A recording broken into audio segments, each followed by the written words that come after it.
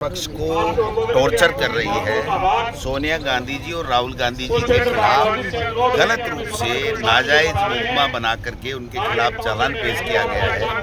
ये विपक्ष को खत्म करने की जो इनकी बातें थी वो सामने आ रहा है कि कैसे भी मुल्क में लगाओ लेकिन इनको तोड़ो। आप देखो जब लोकसभा का चुनाव चल रहे थे तो खाते सीज किए थे, क्या हुआ साहब उनका? उसके बाद में क्या हुआ बताओ? जब चुनाव निकल गए उसके बाद में छोड़ दिए।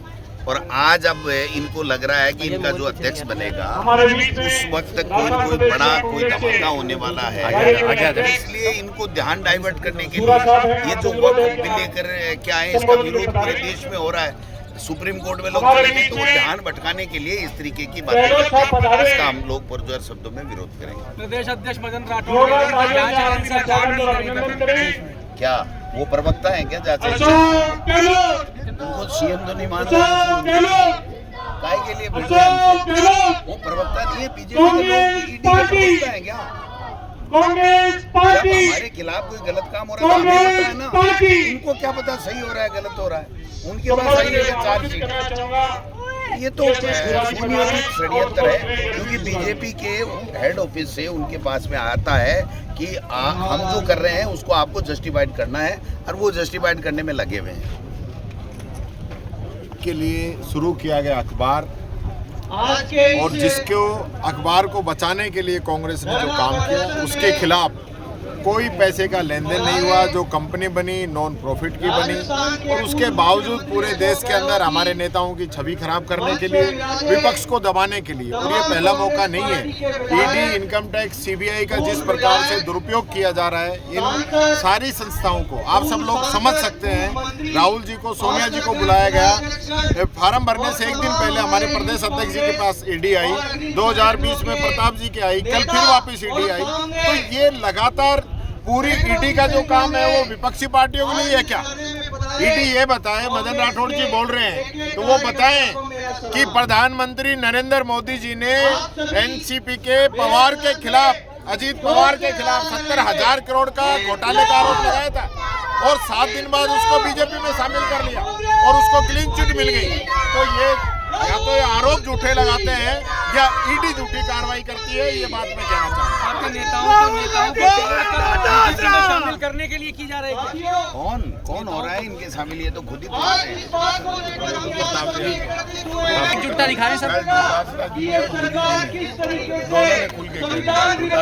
बता दिया कि आईफा में आप बताओ चिकन, मटन और शराब की पार्टी करते हैं बीजेपी।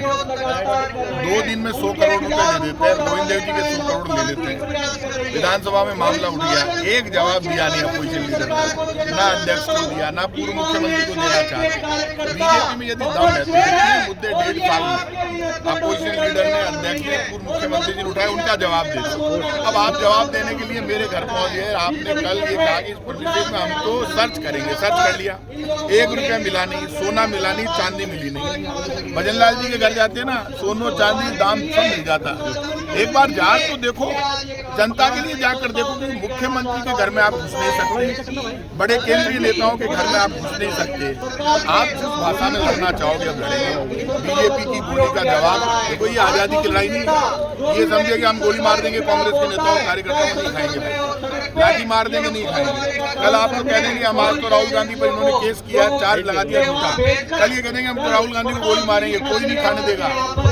गोलियां चल जाएगी, देश में लोग मर जाएंगे। देश में आप अराजकता फैलाना चाहते हो, इसलिए आप राहुल गांधी को, सोनिया गांधी जी को चार्जशीटेड किया।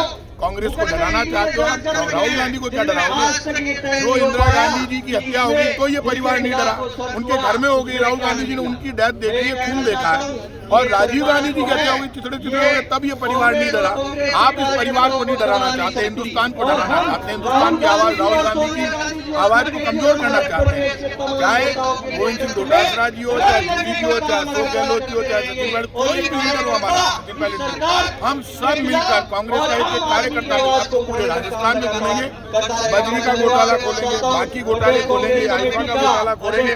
मंदिरों के जो पैसे कांग्रेस की सरकार ने दिए थे सारे आदिवासी लोग हैं, वो सारा चार्ज इनके ऊपर लगाएंगे और बताएंगे हर डिपार्टमेंट में सिर्फ घोटाला हो रहा है 1.5 बरस में। ये सरकार नहीं, सर्कस है, सरकार धोखा कर रही है। डरेंगे नहीं, लड़ेंगे, मर जाए लेकिन झुकेंगे नहीं। और सुन ले बीजेपी वाले, ये जो डरा रहे हो ना ईडी के दम पर, पुलिस के दम पर, पूरी ताकत लगा लेना। अब इनकी पोल खोलेंगे। यदि ये हमारे घरों में घुसेंगे तो राजस्थान की जनता को इनके घरों में घुसाएंगे, लेकिन झुकेंगे नहीं। चाहे किसी भाषा में बीजेपी लड़ेंगे, लेकिन अब लड़ाई बराबर की होगी। जब हमारे नेता राहुल गांधी को आपने घेर लिया तो पूरा देश राहुल गांधी के नेतृत्व में अब इस जुल्म और भाजपा के लोग कह रहे हैं साहब कि बड़े बड़े नेताओं का नाम लेके सिर्फ जो उत्साह जुनून जो आपको लगता है, मुझे लगता है कि आप कुछ नारों की फरमाइश चाहते हैं। कांग्रेस पार्टी, नेहरू सिंह जी जोगाराम पटेल के पिताजी, वो कहेंगे घोषित करेंगे मेरे पिताजी हैं। तो बड़ो बाप है ठाकुर लक्ष्मण सिंह जी, और ठाकुर लक्ष्मण सिंह जी के घर में तो बीजेपी सरकार ने भेजी, कांग्रेस तो बीमार उनके बीजेपी मारने में लगी हुई है।